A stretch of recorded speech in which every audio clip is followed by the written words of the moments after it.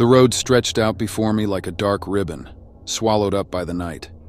I hated driving alone this late, but I was already running behind schedule, and cutting through these back roads seemed like the fastest way to get home.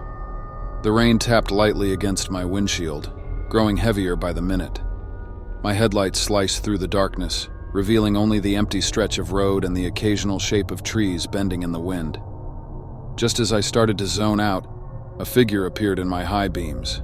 A man standing on the side of the road, his thumb sticking up in the universal sign of a hitchhiker. His clothes were drenched, clinging to his thin frame, and his face looked almost hollow in the dim light.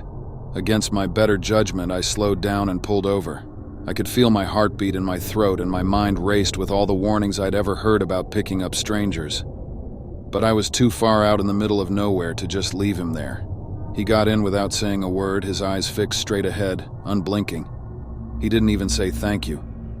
The silence between us was suffocating. I tried to break it.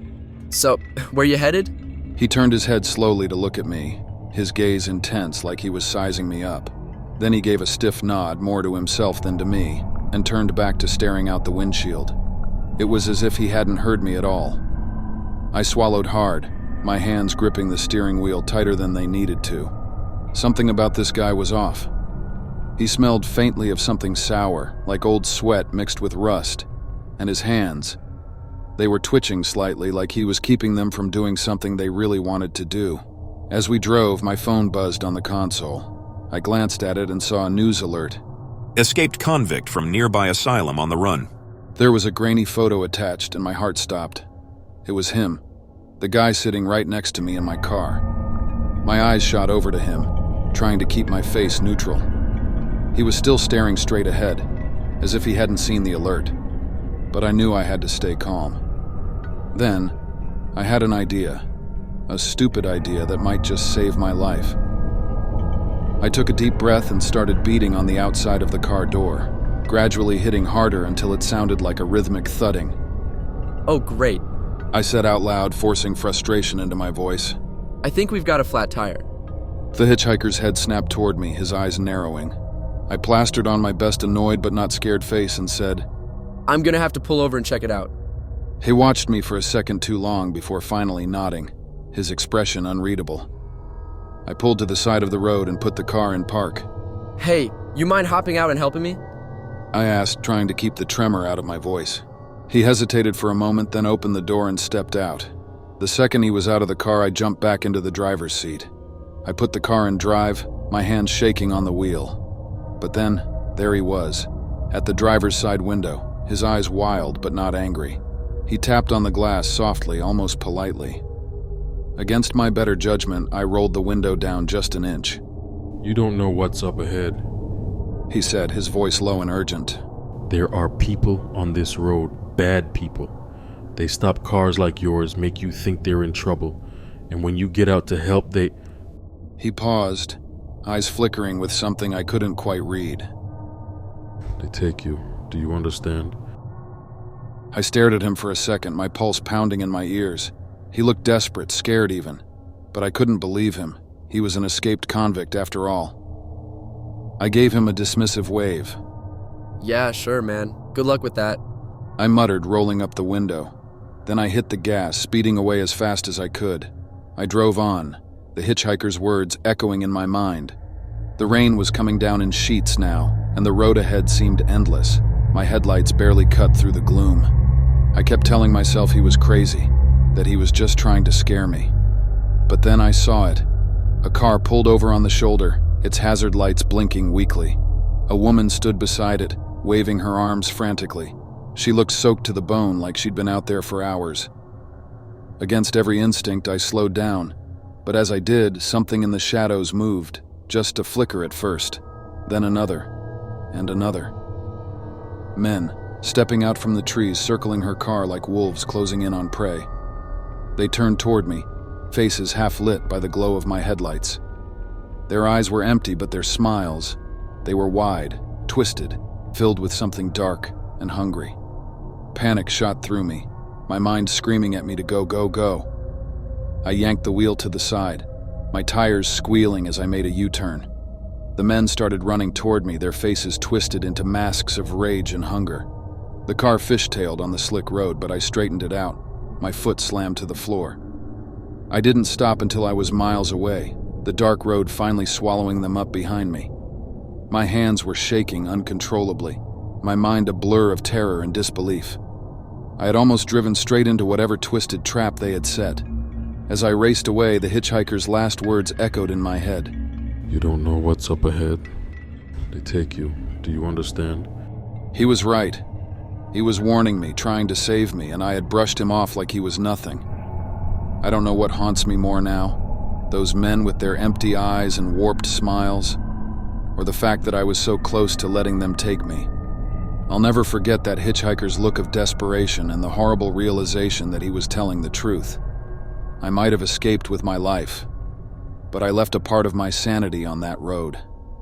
And now, every time I see a lone figure on the side of the road, I wonder, was he out there watching, hoping I'd listen this time?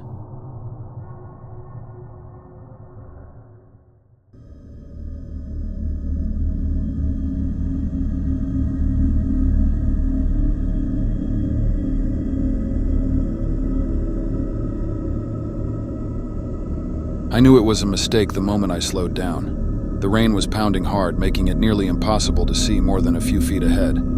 The wipers worked overtime, barely keeping up, when I noticed a hitchhiker standing on the side of the road. He was drenched, his hood pulled low over his face, and he was waving his arms like a madman. Against my better judgment, I hit the brakes and pulled over. The moment he opened the door and slid into the passenger seat, I regretted it.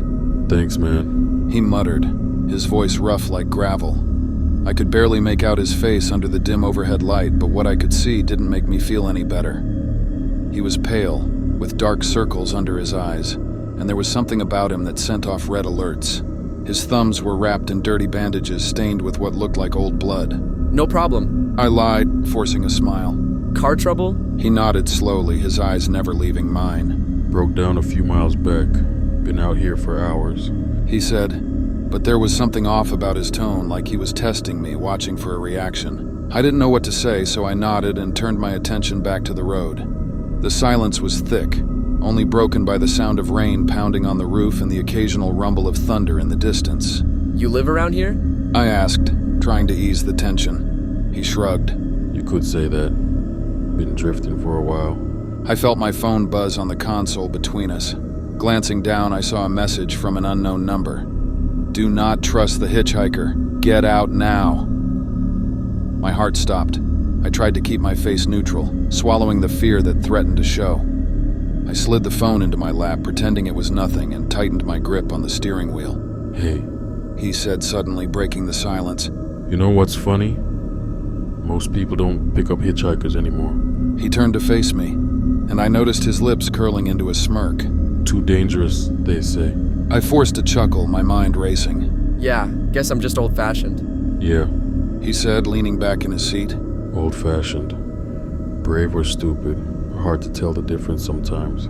My phone buzzed again, and I stole another quick glance. He's marking you.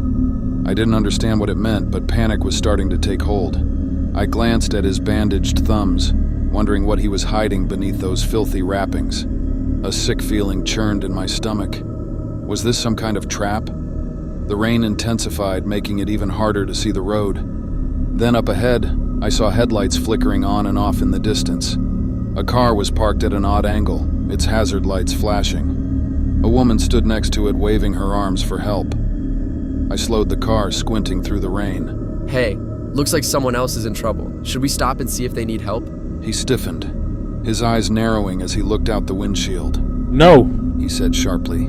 Keep driving. Something about the way he said it made my heart stop. I ignored him and pulled over anyway. The woman was soaking wet, her face twisted in desperation as she approached the car. But just as she got close, I saw it. Her eyes. They were lifeless, like she wasn't really there. Before I could react, the passenger door flew open and my hitchhiker jumped out, sprinting toward her. But he wasn't attacking her. He was screaming at me. Go, get out of here. It's a trap. Then I saw them, shadows emerging from the other side of the car, a group of men creeping closer, surrounding them. Their faces were hidden by the darkness, but their intentions were clear. They moved like a pack of wolves closing in on their prey. My hands shook as I slammed the car into reverse, tires spinning in the mud. The hitchhiker was fighting them off, buying me precious seconds as they tried to pull him down. I didn't look back as I floored it, the car jerking wildly as I tore away from the scene. Gunshots rang out, the road twisted and turned, and in my rearview mirror, I had seen their faces, visible in the flash of lightning. Those men were covered in marks, smeared on their hands and faces, bloody thumbprints. They were using those prints as symbols, like they were staking their claim on anyone who crossed their path. As I sped down the road, my breath ragged and my mind racing, I couldn't shake the image of those men. They weren't just attackers, they were like predators, trained to hunt people down. My heart jumped as I realized what the hitchhiker's bandaged thumbs meant. They weren't just injured, they were the mark of survival. He'd been one of them, but had escaped using those damaged thumbs to hide his identity from the gang. Finally, after what felt like forever, I reached a main road. The lights of a gas station appeared in the distance, and I pulled in, shaking from head to toe. I parked the car and tried to catch my breath. I looked down at my phone, which buzzed one last time. The message read, "You got away this time, but they never forget a mark." I sat there staring at my screen, the rain flooding the streets outside. The gas station lights felt like a safe haven, but I knew the truth. I'd escaped, but only barely. And the mark they'd tried to put on me, the one they'd failed to make, would forever haunt me. I might have left the road behind, but the knowledge that those men could still be out there hunting for the next unsuspecting traveler would never leave my mind. And the hitchhiker, the one who tried to save me, I'd never forget his face or the way he'd sacrificed himself to warn me. I was alive, but I'd never drive down a lonely road the same way again.